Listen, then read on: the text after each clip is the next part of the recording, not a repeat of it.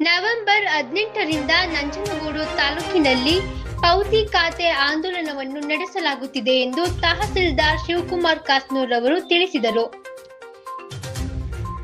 ನಂಜನಗೂಡು ನಗರದ ತಾಲೂಕು ಆಡಳಿತ ಭವನದಲ್ಲಿ ಮಾಧ್ಯಮಗಳೊಂದಿಗೆ ಮಾತನಾಡಿದ ಅವರು, ಬಿಳಿಗೆರೆ ಹೋಬಳಿಯಲ್ಲಿ ದಿನಾಂಕ 18/11/2024 ಮತ್ತು 22/11/2024, ಹುಲ್ಲಹಳ್ಳಿ ಹೋಬಳಿಯಲ್ಲಿ 25/11/2024 ಮತ್ತು 30/11/2024, ಚಿಕ್ಕಯ್ಯನ ಛತ್ರ ಹೋಬಳಿಯಲ್ಲಿ 2/12/2024 ಮತ್ತು 6/12/2024, ಕಸಬಾ ಹೋಬಳಿಯಲ್ಲಿ 4/12/2024 ಮತ್ತು 9/12/2024 ಹಾಗೂ ದೊಡ್ಡ ಕವಲಂದೆ ಹೋಬಳಿಯಲ್ಲಿ 11/12/2024 ಮತ್ತು 16/12/2024 ರಂದು ನಂಜನಗೂಡು ತಾಲೂಕಿನ ಎಲ್ಲ ಹೋಬಳಿ ವ್ಯಾಪ್ತಿಯಲ್ಲಿ ಪೌತಿ ಖಾತೆ ಆಂದೋಲನವನ್ನು ನಡೆಸಲಾಗುತ್ತಿದೆ.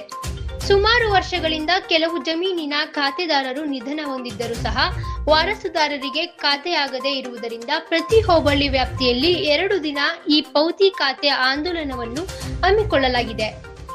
ರೈತರು ಅಗತ್ಯ ದಾಖಲೆಗಳೊಂದಿಗೆ ಆಗಮಿಸಿ ಇದರ ಸದುಪಯೋಗವನ್ನು ಪಡಿಸಿಕೊಳ್ಳಬೇಕು ಎಂದು ತಹಸೀಲ್ದಾರ್ ಶಿವಕುಮಾರ್ ಕಾಸ್ನೂರ್ ಅವರು ಮನವಿ ಮಾಡಿದ್ದಾರೆ. ನಮಸ್ಕಾರ. ನಂಜನಗೂಡು ತಾಲೂಕಲ್ಲಿ ನಾವು ಹೋಬಳಿ ಮಟ್ಟದಲ್ಲಿ ಪೌತಿ ಖಾತೆ ಆಂದೋಲನವನ್ನು ಆಯೋಜನೆ ಮಾಡ್ತಾ ಇದ್ವಿ.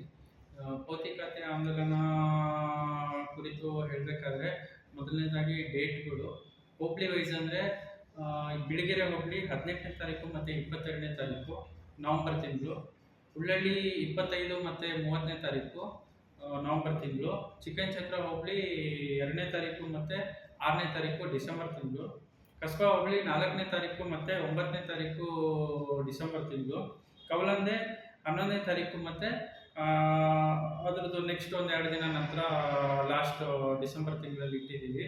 ಸೊ ಇದರಲ್ಲಿ ಏನಾಗುತ್ತೆ ಅಂದರೆ ಯಾರ್ದು ಥರ್ಡ್ ಜನ್ರೇಷನ್ನು ಹಳೆಯದು ಎಷ್ಟೋ ನಮ್ಮಲ್ಲಿ ಸುಮಾರು ಒಂದು 40,000 ಪೌತಿ ಖಾತೆ ಹಾಗೆ ಪೆಂಡಿಂಗ್ ಆಗಿ ಉಳ್ಕೊಂಡಿದೆ. ಸೊ ಈ ಅವಕಾಶವನ್ನು ಕರೆಕ್ಟಾಗಿ ಉಪಯೋಗಿಸ್ಬೇಕು ಅಂತ ಥರ್ಡ್ ಜನ್ರೇಷನ್ ಅಂದರೆ ಮುತ್ತಾತ ಅವ್ರದ್ದು RTCಯಲ್ಲಿ ಓಡ್ತಾ ಇರುತ್ತೆ.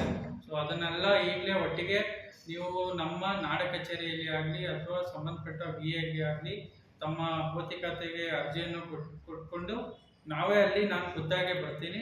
ಸೊ ಅಲ್ಲಿ ಅದನ್ನು ಆದೇಶ ಮೇರೆಗೆ ಮಾಡೋಕ್ಕೆ ಒಂದು ಆಂದೋಲನ ಮೂಲಕ ನಾವು ಒಂದು ಪ್ರಯೋಗ ಮಾಡ್ತಾ ಇದ್ವಿ. ಸೊ ಇದನ್ನು ಉಪಯೋಗಿಸ್ಬೇಕು ಅಂತ ಸಾರ್ವಜನಿಕರು ಮತ್ತು ರೈತ ಬಂಧುವರಿಗೆ ಈ ಮೂಲಕ ಕೇಳೋಕ್ಕೆ ಇಷ್ಟಪಡ್ತೀನಿ.